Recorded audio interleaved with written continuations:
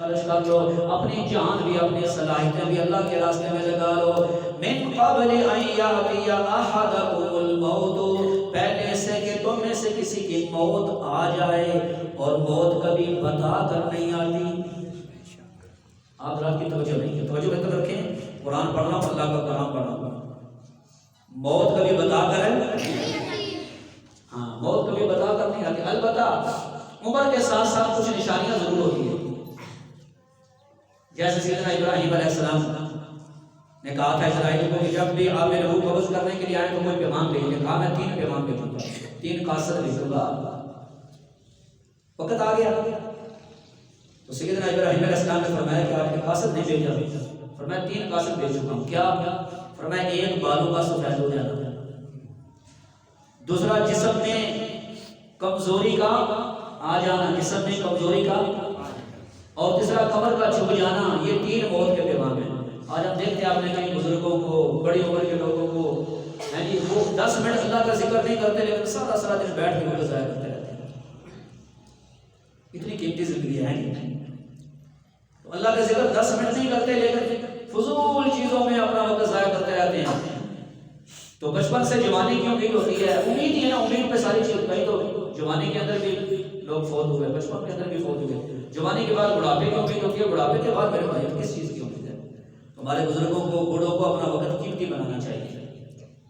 تو اللہ فرماتے ہیں اس سے پہلے کہ تم میں سے کسی کی موت آ جائے، اور موت کبھی بتا کر نہیں آتی، فَيَقُولَ رَبِّ لَوْلَا أَخَّرْتَنِي إِلَىٰ أَجَلٍ قَرِيبٍ. اللہ فرماتا ہے پھر جب موت آ جائے تو یہ تمنا کرنے لگے کہ اے اللہ مجھے کچھ وقت کے لیے اور زندگی عطا فرما دے، کچھ سال اور عطا فرما دے، اے اللہ کچھ مہینے اور عطا فرما دے، یا اللہ میری کچھ عمر اور زیادہ ہو جائے. اب توجہ رکھنا ذرا، میں قرآن پڑھ کے سنا رہا ہوں. فَأَصَّدَّقَ، اللہ مجھے کچھ مدد اور دے، میں صدقہ خیرات کر لوں. وَأَكُن مِّنَ الصَّالِحِينَ، اور اللہ میں بھی نیک بن جاؤں، میں بھی نمازی بن جاؤں، میں بھی قرآن پڑھنے والا بن جاؤں، میں بھی ذکر کرنے والا بن جاؤں، میں بھی درود پڑھنے والا بن جاؤں. اے اللہ میں بھی تیرے راستے میں جہاد کرنے والا بن جاؤں، اللہ تیرے راستے میں تبلیغ کرنے والا بن جاؤں، مسجدوں کو آباد کرنے والا بن جاؤں. اللہ میں بھی نیک بن جاؤں، کیونکہ جب موت کا فرشتہ آ جاتا ہے پھر نیکی کی قدر بھی سمجھ آ جاتی ہے. جب موت کا فرشتہ آ جاتا ہے پھر نیکی کی قدر بھی سمجھ ہے، لیکن اس وقت فائدہ نہیں. تمنا کرنے لگے یا اللہ میں بھی نیک بن جاؤں، مجھے اللہ کی مہلت اور دے دے. اللہ فرماتے ہیں وَلَن يُؤَخِّرَ اللَّهُ نَفْسًا إِذَا جَاءَ أَجَلُهَا. اور میرے بندو، دنیا میں رہنے والوں، یہ بات سمجھ لو، جب اللہ تعالیٰ کی طرف سے کسی بندے کی موت کا وقت آ جائے، جب کسی بندے کا ٹائم پورا ہو جائے، پھر ہرگز اسے مہلت نہیں دی جاتی، اس کی زندگی میں اضافہ نہیں کیا جاتا، پھر اس کے بعد اس کی عمر میں سال میں مہینوں میں اضافہ نہیں ہوتا. وَلَن يُؤَخِّرَ اللَّهُ نَفْسًا إِذَا جَاءَ أَجَلُهَا. جب ٹائم آ گیا اب مہلت نہیں ملے گی. وَاللَّهُ خَبِيرٌ بِمَا تَعْمَلُونَ. اور میرے بندو جو تم عمل کر رہے ہو سب اللہ تعالیٰ کے علم میں ہیں، اس کے مطابق تمہیں بدلہ ملے گا. دنیا میں تو بندہ کبھی گناہ کرتا ہے خدا نخواستہ، اور اس کے ذہن میں ہوتا ہے یار مجھے کوئی نہ دیکھے، کسی کو پتہ نہ چلے، میں جی میں گناہ کر رہا ہوں، نافرمانی کر رہا ہوں. تو اللہ فرماتے ہیں میرے علم میں ہے، مجھ سے تم چھپ نہیں سکتے. اب آج کے جمعے میں تھوڑا سا تذکرہ، یہ تو بات ہوئی حضور صلی اللہ علیہ وسلم کی راستے میں جو لوگوں نے رکاوٹیں پیدا کی، پھر انشاءاللہ اس موضوع کو مزید آگے چلاؤں گا. اب کچھ میں نبی علیہ السلام کے پیاروں کا، حضور علیہ السلام کے وفاداروں کا، نبی علیہ السلام کے جانثاروں کا، اور حضور پاک کے صحابہ رضوان اللہ علیہم اجمعین کا تذکرہ بھی آج کے جمعے میں آپ کو سنانا چاہتا ہوں کہ انہوں نے اس دین کے لیے کیسی قربانیاں دی. ٹائم بہت تھوڑا توجہ رکھیں. آج ہم لوگوں کے پاس ساری چیزوں کے لیے میرے بھائیو ٹائم ہے، وقت ہے، اگر نہیں ہے تو دین کے لیے نہیں ہے. بھائی بکرے بات ڈیڑھ بجے بیٹھنا پڑتا ہے. اس میں خواہش یہ ہوتی ہے کہ یار چلو وقت تھوڑا ہوتا ہے، کوئی نہ کوئی لوگ بات سن کے جائیں. میرے مسلمان بھائیو آج دین کے لیے ہمارے پاس وقت نہیں ہے، باقی ساری چیزوں کے لیے وقت ہے. نبی علیہ السلام کے جانثار وفادار حضرات صحابہ کرام رضوان اللہ علیہم اجمعین، ان کا جتنا تھوڑا سا ٹائم ہے اس میں تھوڑا سا تذکرہ آپ کو سنانا چاہتا ہوں. امام الانبیاء صلی اللہ علیہ وسلم کے ایک صحابی ہیں خالد بن سعید بن عاص رضی اللہ تعالی عنہ، حدیث پاک میں لکھا ہے کہ حضور صلی اللہ علیہ وسلم پر ابھی وہ ایمان نہیں لائے تھے کہ انہوں نے خواب دیکھا. خواب کے اندر دیکھتے ہیں کہ ان کے والد ان کو ایک آگ کے گڑھے کے اندر گرانا چاہتے ہیں، کیونکہ ان کے والد جو تھے نا وہ بھی کافر تھے. مکہ مکرمہ کے اندر وہ بہت بڑے سردار تھے. مکہ مکرمہ کے اندر وہ سردار تھے نا کافروں کے. تو آپ کو پتا ہے جو وڈیرے ہوتے ہیں، جو سردار ہوتے ہیں، تو وہ ہر معاملے میں کیا ہوتے ہیں؟ آگے ہوتے ہیں نا ہر معاملے میں. انہوں نے دیکھا کہ میرا والد خواب کے اندر مجھے دھکا دے کے آگ کے گڑھے میں گرانا چاہتا ہے. کس میں؟ ادھر دیکھیں. اور اتنے میں حضور صلی اللہ علیہ وسلم تشریف لائے اور نبی علیہ السلام نے انہیں پکڑ کے آگ سے بچا دیا. اللہ کرے یہ بات آج ہمیں سمجھ آ جائے. صبح کو اپنا خواب سیدنا ابو بکر صدیق رضی اللہ تعالیٰ عنہ کو سنایا کہ میں نے یہ خواب دیکھا ہے.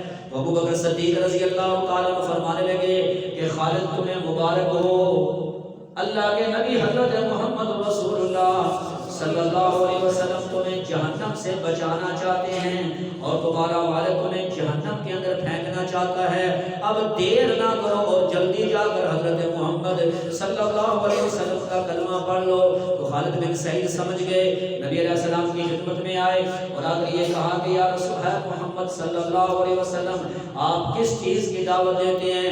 نبی علیہ السلام نے فرمایا کہ میں اس چیز کی دعوت دیتا ہوں کہ اس بات کی گواہی دو کہ اللہ کے سوا کوئی معبود نہیں اور میں محمد صلی اللہ علیہ وسلم اللہ کا بندہ اور اللہ کا رسول ہوں. اور اس کے بعد حضور نے فرمایا کہ ان بتوں کی عبادت کو چھوڑ دو، یہ نہ نفع دے سکتے ہیں نہ نقصان دے سکتے ہیں، اور انہیں تو یہ بھی پتہ نہیں ہے کہ کس نے ہماری عبادت کی ہے اور کس نے ہماری عبادت نہیں کی.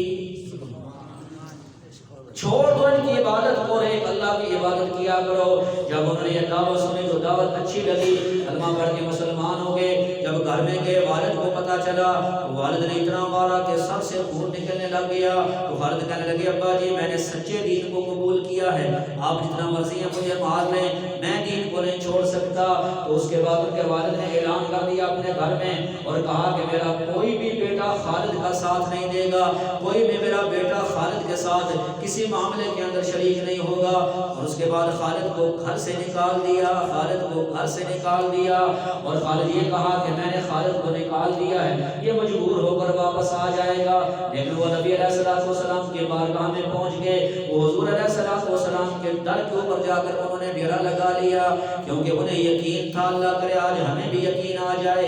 وَلِلَّهِ الْعِزَّةُ وَلِرَسُولِهِ وَلِلْمُؤْمِنِينَ وَلَكِنَّ الْمُنَافِقِينَ لَا يَعْلَمُونَ. اللہ فرماتے ہیں عزت تو اللہ کے لیے ہے، عزت تو اللہ کے رسول صلی اللہ علیہ وسلم کے لیے ہے، اور عزت تو سچے ایمان والوں کے لیے ہے. لیکن منافقوں کو اس بات کا علم نہیں ہے. انہوں نے سمجھا کہ میں نے بیٹے کو بے عزت کر دیا، لیکن انہیں یہ پتا نہیں تھا کہ ان کی عزت تو عرش کے اوپر بھی پہنچ چکی ہے، ان کی عزت تو آسمانوں کے اوپر بھی پہنچ چکی ہے، ان کی عزت تو فرشتوں کے دلوں کے اندر بھی پیدا ہو چکی ہے. اور اسی وجہ سے قرآن نے ان کے بارے میں کہہ دیا، اللہ فرما دیا اللہ نے کہ میں ان سے راضی ہو گیا اور یہ مجھ سے راضی ہو گیا. اور آج ہمارے ایمان کی کیفیت یہ ہے، خدا نے ہمیں اتنی سہولیات دی ہیں کہ پہلے زمانے کے بادشاہوں کو بھی وہ میسر نہیں تھی. لیکن آج میرے مسلمان بھائیوں دین کے لیے قربانی دینا تو دور کی بات ہے، مسجد میں نہیں آ سکتا. دین کے لیے قربانی دینا تو دور کی بات ہے، تھوڑی سی ٹھنڈ ہو گئی اب سے نماز کی چھٹی ہو گئی، گرم پانی بھی موجود ہے، ساری سہولیات بھی موجود ہیں. یہ ہمارے ایمان کی کیفیت ہے میرے بھائیوں. ہمیں سوچنا چاہیے کہ اللہ نہ کرے کہ مرنے کے بعد ہمارا شمار منافقوں میں نہ ہونے لگے. بات میں اکثر سناتا رہتا ہوں کہ سیدنا عبداللہ بن مسعود رضی اللہ تعالیٰ عنہ فرماتے تھے کہ نبی پاک صلی اللہ علیہ وسلم کے زمانے میں جو منافق ہوتے تھے وہ بھی اس ڈر سے مسجد میں آتے تھے کہ ہمیں کافر سمجھا جائے گا، وہ بھی آگے نماز پڑھتے تھے. میرے بھائیوں یہ باتیں بڑی سمجھنے کی ہیں، اور یہ ان حضرات کی قربانیاں اس وجہ سے بیان کی جاتی ہیں کہ اللہ نے ان کو ہمارے لیے نمونہ بنایا. کیا بنایا؟ مثال بنایا. انہوں نے تو میرے بھائیوں اتنی قربانیاں دی، اپنا سب کچھ قربان کر دیا. اور آج ہم مسلمان میرے بھائیوں اتنے آسان احکامات ان کے اوپر بھی عمل نہیں کر رہے. جھوٹی امیدیں، مسلمان ہیں تو کلمہ پڑھے تو مسلمان ہیں، تسلیاں جھوٹیاں اپنے آپ کو ہیں نہیں، بڑی خطرناک بات ہے۔ پھر اس کے بعد ان کے والد نے ایک دعا کی، دعا نہیں، ایک انہوں نے تمنا کی، ایک ارادہ اپنا ظاہر کیا اور یہ کہا، بیمار ہو گئے خالد رضی اللہ تعالیٰ عنہ کے والد بیمار ہو گئے اور کہنے لگے کہ اگر میں اس بیماری سے تندرست ہو گیا تو میں مکہ میں اس خدا کی عبادت نہیں ہونے دوں گا جس کی عبادت کی دعوت حضرت محمد صلی اللہ علیہ وسلم دیتے ہیں۔ تو خالد بن سعید نے ہاتھ اٹھا دیے اور کہا کہ یا میرے اللہ، میرے والد کو اس بیماری سے شفا عطا نہ فرمانا، وہ اسی بیماری کے اندر مر جائے جو اس دین کے خلاف ارادے کر رہا ہے جو میرا نبی لے کر آیا ہے۔ تو یا اللہ میں اپنے والد کی شفا کی دعا نہیں کرتا، دعا کرتا ہوں کہ میرا والد ہلاک ہو جائے۔ بات سمجھائیے کہ نہیں آئی؟ ایمان اسی چیز کا نام ہے نا، حق کا ساتھ دیا جائے، خواہ اس کے خلاف اپنا والد کیوں نہ ہو، والدہ کیوں نہ ہو، اپنے بھائی کیوں نہ ہو، لیکن جس طرف حق ہے ساتھ اسی کا، اسی چیز کا نام ایمان ہے نا میرے بھائی۔ اور اس کے بعد مشہور واقعہ آپ سنتے رہتے ہیں، سیدنا بلال حبشی رضی اللہ تعالیٰ عنہ جو مکہ کے رہنے والے نہیں تھے، غلام تھے، بکتے بکاتے مکہ میں آگے، اور امیہ بن خلف کافر سردار، بڑا سخت ظالم کافر اس کے غلام تھے۔ جب سیدنا بلال حبشی رضی اللہ تعالیٰ عنہ کو دعوت پہنچی اسلام کی اور کلمے کی، توجہ رکھنا ذرا، اسلام اور کلمے کی، تو اس دعوت کو قبول کر لیا اور فرماتے ہیں ہم تو اتنے بے قدر تھے، ہمیں جہاں ڈال دیتے ہم پڑے رہتے، جو کھانے کے لیے دے دیتے وہ کھا لیتے، ہمیں اگر لوگ بعض اوقات مردہ سمجھ کے چھوڑ جاتے تھے، لیکن جب کلمہ پڑھ لیا مسلمان ہو گئے۔ سیدنا بلال حبشی رضی اللہ تعالیٰ عنہ امیہ بن خلف کے اور بھی غلام تھے، اس نے خود بھی سیدنا بلال کو مارا اور اس کے بعد غلاموں کی ڈیوٹیاں لگا دیتا کہ تم نے اتنے ٹائم تک مارنا ہے، تم نے اتنے ٹائم تک مارنا ہے، تم نے اتنے ٹائم تک مارنا ہے، جرم کیا ہے، قصور کیا ہے، یہ جو کلمہ پڑھتا ہے یہ کلمہ چھوڑ دے۔ لیکن سیدنا بلال حبشی مار کھاتے کھاتے احد احد کہتے کہتے بے ہوش ہو جاتے ہیں، جب ہوش آتی ہے پھر احد احد کہتے ہیں، پھر بے ہوش ہو جاتے ہیں۔ ایک دن وہاں سے سیدنا ابو بکر صدیق رضی اللہ تعالیٰ عنہ گزرے اور آپ نے فرمایا امیہ بن خلف کیا تو اللہ سے نہیں ڈرتا کہ تو ہمارے اس مسلمان بھائی کو اتنا مارتا ہے؟ اس نے کہا ابو بکر تم نے اسے بگاڑا ہے، اگر تمہیں تکلیف ہوتی ہے تو اس کو آزاد کروا لو۔ تو سیدنا ابو بکر صدیق نے فرمایا ٹھیک ہے، اس کے بدلے میں تمہیں غلام بھی دوں گا اور تمہیں پیسے بھی دوں گا، ہمارے مسلمان بھائی کو آزاد کر دو۔ آپ رات کو پتہ ہے نا نبی کریم صلی اللہ علیہ وسلم نے ارشاد فرمایا تھا کہ اگر کوئی مسلمان کافروں کی قید میں چلا جائے تو وہ ایسے ہے جیسے میں قید ہو گیا، تمہارا نبی قید ہو گیا۔ تو وہ لوگ، وہ جہادی تنظیمیں، وہ مسلمان بڑے خوش نصیب ہیں جو اپنا مال لگاتے ہیں اور اپنے مسلمان بھائیوں کو کافروں کی جیلوں سے آزاد کرواتے ہیں۔ وہ ایسے ہی جیسے انہوں نے حضور صلی اللہ علیہ وسلم کو آزاد کروایا۔ میرے بھائیوں، آج مسلمان بڑے مالدار ہیں، یقین کریں، اتنا مال ہے مسلمانوں کے پاس، کبھی کوئی شادی ہو نا پھر وہاں دیکھیں اتنا مال ہے مسلمانوں کے پاس۔ اللہ کے بندو اپنی تجوریاں کھولو، خدا کی قسم وہ مال قبر میں سانپ بنے گا آخرت میں، جو اللہ کی نافرمانی میں لگے گا۔ اپنا مال ان جگہوں پر لگاؤ، اپنا مال دینی مدرسوں میں، مسجدوں میں، جہادی تنظیموں کے اوپر لگاؤ، اللہ کے دین کے اوپر لگاؤ، تاکہ یہ مال تمہاری بخشش اور نجات کا ذریعہ بنے۔ ورنہ قبر میں جب بندہ جاتا ہے نا تو وہ کفن ہی ساتھ لے کے جاتا ہے، مال کو نہیں ساتھ لے کے جاتا ہے۔ تو سیدنا بلال حبشی رضی اللہ تعالیٰ عنہ کو کس نے آزاد کروایا؟ بولو، حضرت ابو بکر صدیق رضی اللہ تعالیٰ عنہ نے آزاد کروایا۔ ان کے والد نے اعتراض بھی کیا کہ ابو بکر اگر کسی کو آزاد کروانا ہے تو کسی مال لگانا ہے تو کسی ایسے بندے پر لگاؤ جو کل تمہیں کام آئے، تمہارے کام آئے۔ آپ نے فرمایا ابا جی میں تو اس لیے غلاموں کو آزاد کرواتا ہوں کہ انہوں نے کلمہ پڑھ لیا، یہ نبی علیہ السلام کے غلام بن گئے، اور میرا مقصد صرف اللہ کو راضی کرنا ہے، کسی پر احسان جتلانا نہیں ہے، کسی سے بدلہ لینا نہیں ہے۔ سیدنا بلال حبشی رضی اللہ تعالیٰ عنہ آزاد ہو گئے۔ نبی علیہ السلام نے ان کو اپنا مؤذن بنا دیا، وہ اذان دیا کرتے تھے۔ نبی علیہ السلام نے انہیں مؤذن مقرر کر دیا، وہ 5 نمازوں کے لیے اذان دیا کرتے تھے۔ سیدنا بلال حبشی نے کعبہ کے اندر بھی اذان دی، مسجد نبوی کے اندر بھی اذان دی، کعبہ کی چھت پر بھی اذان دی۔ پھر وقت گزرتا گیا، لوگوں نے دیکھا کہ ایک وہ آدمی ہے جس کو نبی علیہ السلام فرماتے ہیں کہ اگر میرے بعد کوئی نبی ہوتا تو عمر بن خطاب ہوتا۔ ایک مرتبہ لوگوں نے سنا کہ وہ اپنی زبان سے سیدنا بلال کو کہہ رہے ہیں سیدنا بلال، سیدنا بلال، مولانا بلال، ہمارے سردار، ہمارے آقا، ہمارے مولا بلال۔ لوگ سمجھ نہیں سکے کہ یہ کیا وجہ ہے۔ بلال کو تو لوگ غلام کہا کرتے تھے، لیکن بعد میں یہ عقدہ کھلا کہ نہیں، بلال تو اس وقت غلام کہا کرتے تھے جب انہوں نے کلمہ نہیں پڑھا تھا، جب وہ امیہ کی غلامی کے اندر تھے۔ جو بندہ نبی علیہ السلام کی غلامی میں آ جاتا ہے وہ ساری غلامیوں سے آزاد ہو جاتا ہے، وہ سارے کائنات کا وہ امام اور سردار بن جاتا ہے۔ عمر رضی اللہ عنہ اپنی زبان سے کہتے ہیں سیدنا بلال، مولانا بلال، سبحان اللہ۔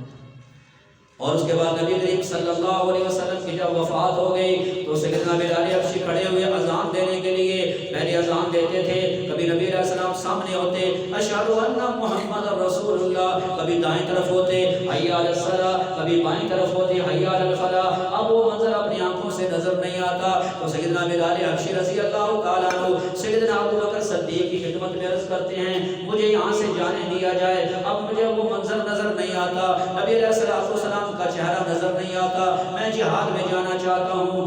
ابو بکر صدیق فرمانے لگے بلال میں کیسے برداشت کروں کہ تم مجھے چھوڑ کے چلے جاؤ، میں تو تمہیں نبی علیہ السلام کا خادم تھے، تم نبی علیہ السلام کے مؤذن تھے، میں تمہیں اپنے آپ سے جدا نہیں کرنا چاہتا، لہذا جب تک میں زندہ ہوں تم یہیں پر رہو۔ پھر وہ سیدنا ابو بکر صدیق کی وفات ہو گئی، حضرت عمر رضی اللہ تعالیٰ عنہ کا زمانہ آیا، سیدنا بلال نے پھر خواہش ظاہر کی کہ مجھے جہاد کے اندر جانے دیا جائے، اب مجھ سے نبی علیہ السلام کی وہ جدائی برداشت نہیں ہوتی، میں جہاد میں مشغول ہو جانا چاہتا ہوں، اللہ کے راستے میں قتال میں مصروف ہو جانا چاہتا ہوں۔ تو آپ نے اجازت دے دی اور آپ جہاد کے اندر چلے گئے، شام کے علاقے میں آپ جہاد فرماتے رہے۔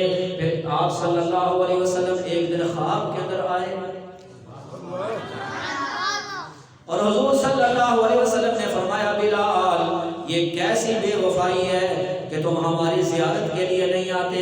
ہمارے اہل سنت والجماعت کا یہ عقیدہ ہے تمام انبیاء علیہ السلام اپنی قبروں میں حیات ہیں، اپنی قبروں میں زندہ ہیں، ہمارے نبی صلی اللہ علیہ وسلم بھی اپنے قبر مبارک میں زندہ ہیں، جو بندہ وہاں پر جا کر درود و سلام پڑھتا ہے نبی علیہ السلام خود سنتے ہیں اور جواب بھی دیتے ہیں۔ اسی وجہ سے اللہ پاک نے مجھے زیارت کروائی، آپ حاجی حضرات عمرہ کرنے والے آپ نے بھی زیارت کی، حضور علیہ السلام کے روزے بھی لکھا ہوا ہے یا ایھا الذین آمنوا لا ترفعوا اصواتکم فوق صوت النبی ولا تجهروا له بالقول كجهر بعضکم لبعض ان تحبط اعمالکم وانتم لا تشعرون۔ اے لوگوں نبی علیہ السلام کی آواز سے اپنی آواز بلند نہ کرنا، نبی علیہ السلام کو ایسے آوازیں نہ دینا جیسے ایک دوسرے کو آوازیں دیا کرتے ہو، ورنہ ساری زندگی کے اعمال ضائع ہو جائیں گے اور تمہیں پتہ بھی نہیں چلے گا۔ یہ نبی علیہ السلام کی قبر میں ایک شعر لکھا ہوا ہے نفس الفداء لقبر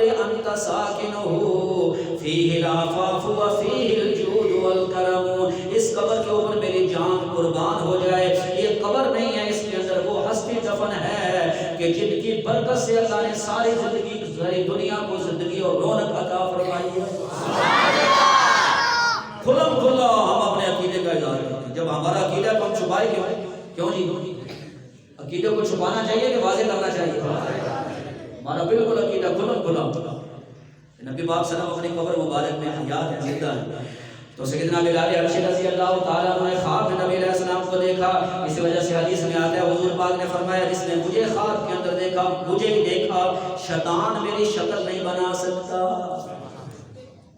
تو میرے مسلمان بھائیو سیدنا بلال حبشی رضی اللہ تعالیٰ عنہ رات کو اٹھے، اپنی سواری تیار کی، ایک رات اور ایک دن کا مسلسل سفر کر کے مدینہ میں پہنچے. اب وہ منظر میں کیسے بیان کروں. پہلے مسجد نبوی میں گئے, نبی علیہ الصلوۃ والسلام نظر نہیں آئے. حجروں میں جا کے دیکھا, حضور پاک نظر نہیں آئے. ایک دیوانہ وار کیفیت آ رہی تھی سیدنا بلال حبشی رضی اللہ تعالیٰ عنہ پہ. ایک محبت کا غلبہ تھا. پھر آخر ہوتے ہوتے نبی علیہ الصلوۃ والسلام کی قبر مبارک کے اوپر آئے, درود و سلام پڑھتے پڑھتے بے ہوش ہو گئے, اور پھر اس کے بعد بیدار ہوئے.